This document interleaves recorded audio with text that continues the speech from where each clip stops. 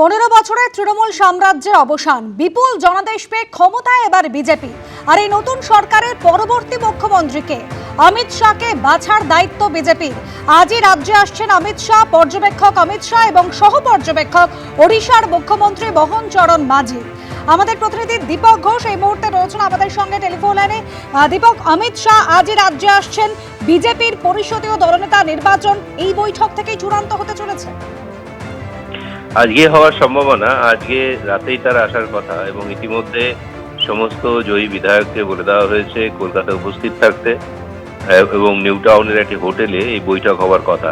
নিয়ম অনুযায়ী যেটা হয়, যারা বিজয়ী বিধায়ক তাদের সঙ্গে বসে আলোচনা করে পরিষদীয় দলের নেতা কে হবেন সেটা চূড়ান্ত করা হয় এবং এই যে প্রক্রিয়াটা, সেই প্রক্রিয়াটা দেখভাল করার জন্যে কেন্দ্রীয় নেতৃত্ব দুজনকে পর্যবেক্ষক করে পাঠিয়েছেন। একজন কেন্দ্রীয় স্বরাষ্ট্রমন্ত্রী অমিত শাহ আর একজন উড়িষ্যার মুখ্যমন্ত্রী মোহন চরণ মাঝি। এই দুজনই আজকে রাতের মধ্যেই কলকাতায় ঢুকে যাবেন, বৈঠক হবে। যেটা মনে করা হচ্ছে যে কে নেতা হবেন সেই বাছাই পর্বটা ভোটাভুটির মাধ্যমে হবে না। কেন্দ্রীয় নেতৃত্ব সিদ্ধান্ত নিয়েছেন তারা কার হাতে আগামী দিনের শাসনভার তুলে দিতে চান পশ্চিমবঙ্গের, সেই নামটা তারা বৈঠকে সুপারিশ করবেন এবং তারা চাইবেন যে যাতে ঐক্যমত্যের ভিত্তিতে সকলে সমর্থন করেন এবং ঐক্যমত্যের ভিত্তিতে নেতা বাছাই করা হয়। এরকমই একটা পদ্ধতি তারা অবলম্বন করবেন। সুতরাং একটা দীর্ঘায়িত বৈঠক, ভোটাভুটি হওয়া, বিতর্ক হওয়ার কোনো সুযোগ সম্ভবত নেই।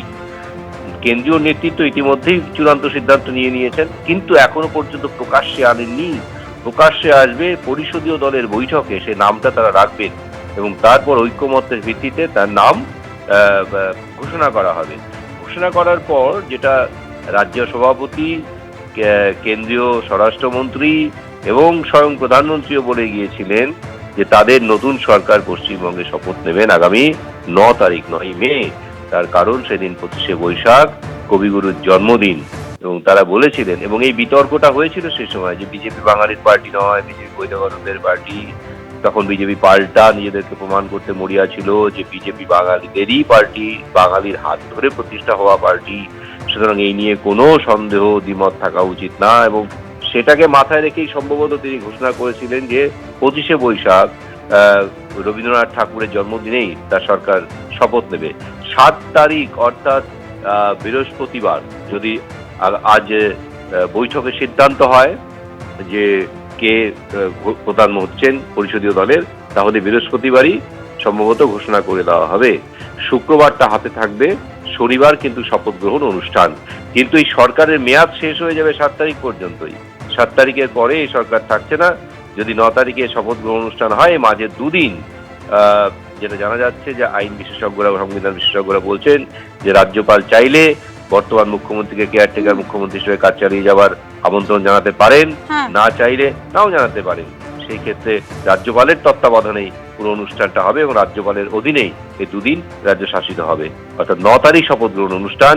আজকে রাতেই সম্ভবত সিদ্ধান্ত হয়ে যাবে কে দলের পরিষদীয় দলের নেতা হচ্ছেন। আগামীকালই হয়তো সেটা প্রকাশ্যে ঘোষণা করে দেওয়া হতে পারে। ধন্যবাদ।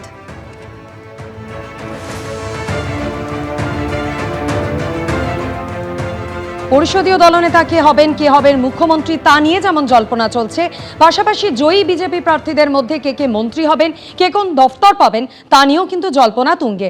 আর এরই মধ্যে জয়ী বিজেপি প্রার্থীরা ধরা দিলেন নানান মুডে।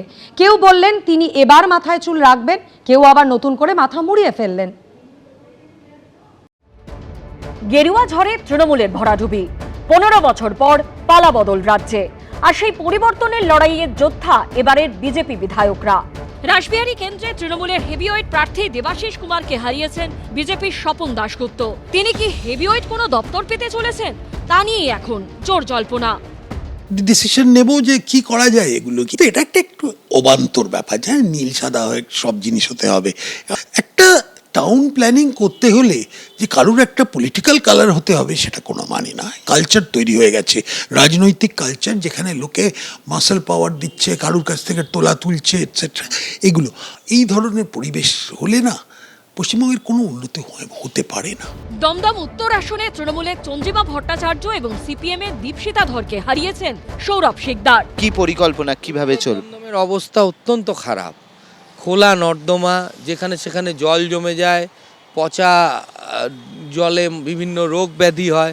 মানুষকে আগে তো ন্যূনতম থাকার পরিকাঠামোটা দিতে হবে বাঁচার জন্য, যেটা দরকার।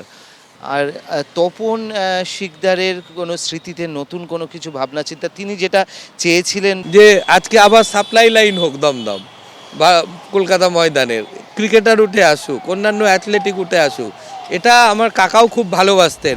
একইভাবে জোড়াসাঁকোয় বিজেপির বিজয় কেতন উড়িয়েছেন বিজয় ওঝা। বড় বাজার তো আজকের না, এটা হার্ট অফ ক্যালকাটা এবং বিজনেস হাব যাকে বলে।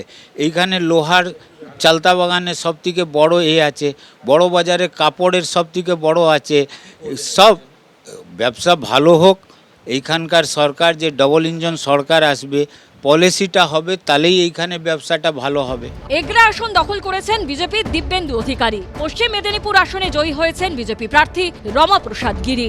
রেলপথের সংযুক্ত যেমন হবে, তার সাথে সাথে এগরার পিছিয়ে পড়া এলাকা, যে বন্যা হলেই, বৃষ্টি হলেই জল জমে, রাস্তা নেই, শিক্ষার বেহাল অবস্থা, আমাদের কাছে কিন্তু বড় চ্যালেঞ্জ হবে স্বাস্থ্যটা। আর ল অ্যান্ড অর্ডার তো নিশ্চিতভাবে আমাদের কঠোর হস্তে। সে যদি দলীয় কর্মীও কোনো অন্যায় করে, তার বিরুদ্ধে কঠোরতম সাজা ভারতীয় ন্যায় সংহিতায় যা আছে। মানুষ নরেন্দ্র মোদীজিকে বিশ্বাস করেছে, মানুষ বিজেপিকে বিশ্বাস করেছে, সনাতনী মানুষ এক জায়গায় হয়েছেন, আর তৃণমূলের দুর্নীতিকে মানুষ ছুঁড়ে ফেলে দিয়েছে। যে অবস্থায় মানুষ ছিল বাংলা বাঙালি, তারা বাঁচতে চেয়েছে। বাঁচার তাগিদে 50 বছর পর রাজ্যে কেন্দ্রে এক সরকার আসছে এবং টাকার কোনো অভাব হবে না, বিজেপি প্রচুর উন্নয়ন করবে। ব্যারাকপুরের বিজেপি প্রার্থী কৌস্তব বাগচির প্রতিজ্ঞা ছিল, যতদিন না মমতা সরকারের পতন হবে ততদিন তিনি মাথায় চুল রাখবেন না। অন্যদিকে বহরমপুরে বিজেপি প্রার্থীর প্রতিজ্ঞা ছিল, মমতা সরকারের অবসানের পর মাথা কামিয়ে ফেলবেন তিনি। বহরমপুরে জিতেছেন বিজেপির সুব্রত মৈত্র। অবসান হয়েছে 15 বছরের মমতা সরকারের, তাই এই দিন সকালে মাথা মুড়িয়ে ফেলেন জয়ী বিজেপি প্রার্থী। এই যে যারা এতদিন ধরে ভারতীয় জনতা পার্টির পতাকা বুকে নিয়ে যারা লড়াই করেছে, তাদেরকে মরতে হয়েছে, তাদের প্রতি তো আমাদের কিছুটা কৃতজ্ঞতা থাকবে। সেই কৃতজ্ঞতার দরুন কি দিতে পারি আমরা? আমাদের সবচাইতে পছন্দের জিনিস সেটাই দিলাম এবং মা গঙ্গাকে দিলাম। এই দিনও রোজগারের মতো সস্ত্রীক মর্নিং ওয়াক করতে বেরোন খড়গপুর সদরের জয়ী বিজেপি প্রার্থী দিলীপ ঘোষ। তিনি কোন দপ্তর পাবেন তা নিয়ে এখন চারদিকে গুঞ্জন। যে রেজাল্ট হলো, মানে এই রেজাল্ট তো আপনাদের প্রত্যাশাই ছিল। আমি তো বলেইছিলাম জায়গা বদল হবে, 200 বেশি হবে, সেটাই হয়ে গেছে। মানুষ যেভাবে পরিবর্তন করেছে, মানুষের ইচ্ছার প্রতিফলন হয়েছে। সোনারপুর উত্তরের বিজয়ী বিজেপি প্রার্থী দেবাশিস ধর, যিনি আগে আইপিএস অফিসার ছিলেন। এখানকার যে মিউনিসিপ্যালিটি যে হাল, ইনফ্রাস্ট্রাকচার বলে কিচ্ছু নেই, রাস্তা, জল, ড্রেনেজ কিচ্ছু নেই, মানে এক ভয়াবহ অবস্থা। সেই জায়গাটাকে ধরা। আর 3 নম্বর হচ্ছে এখানে যে আরও অসামাজিক যে যত অবৈধ কার্যকলাপ হয়, পুকুর ভরাট, ইলিগাল কনস্ট্রাকশন, মাটি চুরি, এইগুলো মানুষ চায় এগুলো বন্ধ হোক। তা সেই জন্য আমাকে মানুষ খুব ভালোভাবে নিয়েছে। জনতার রায়ে বদলে গেছে রাজ্যের ক্ষমতা, প্রত্যাশার পাহাড়ে বিজেপি। এবিপি আনন্দ।